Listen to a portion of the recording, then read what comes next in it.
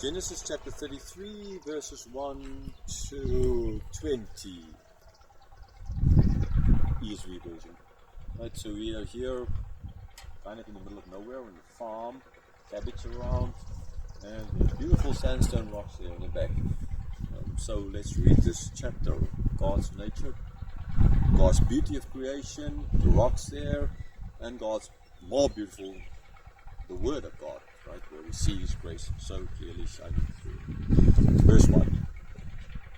And Jacob lifted up his eyes and looked, and behold, Esau was coming, and 400 men with him.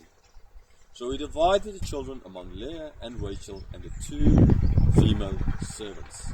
And he put the servants with their children in front, then Leah with her children, and Rachel and Joseph last of all.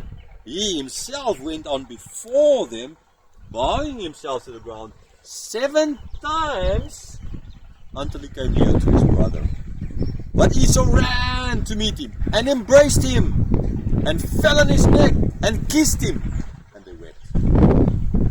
And when Esau lifted up his eyes and saw the woman and children, he said, "Who are these with you?" Jacob said, "The children whom God has graciously given your servant." Then the servants drew near, they and their children, and bowed down. Leah likewise and her children drew near and bowed down. And last Joseph and Rachel drew near, and they bowed down. Esau said, "What do you mean by all this company that I met?" Jacob answered, "To find favor in the sight of my Lord." But Esau said, "I have enough, my brother. Keep what you have for yourself." Jacob said, "No, please. If I found favor in your sight, then accept my present from my hand. For I have seen your face, which is like seeing the face of God, and you have accepted me. Please accept my blessing that is brought to you, because God has dealt graciously with me, and because I have enough." Thus he urged him, and he took it. Then Esau said, "Let us journey on our way, and I'll go ahead of you." But Jacob said to him, "My Lord knows that the children are frail, and that the nursing flocks and herds are a care to me. If they are driven hard for one day, all the flocks will die. Let my Lord pass on ahead of his servant, and I will lead slowly at the pace of the livestock that are ahead of me, and at the pace of the children, until I come to my Lord in Seir." So Esau said, "Let me leave with you some of the people who are with me."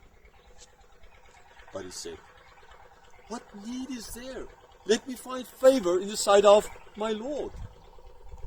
So Esau returned that day on his way to Seir. But Jacob journeyed to Sukkot and built himself a house and made booths for his livestock. Therefore the name of the place is called Sukkot. And Jacob came safely to the city of Shechem, which is in the land of Canaan, on his way from Paddan Aram, and he camped before the city. And from the sons of Hamor, Shechem's father, he bought for 100 pieces of money the piece of land which he had pitched his tent. There he erected an altar and called it El Elohe Israel.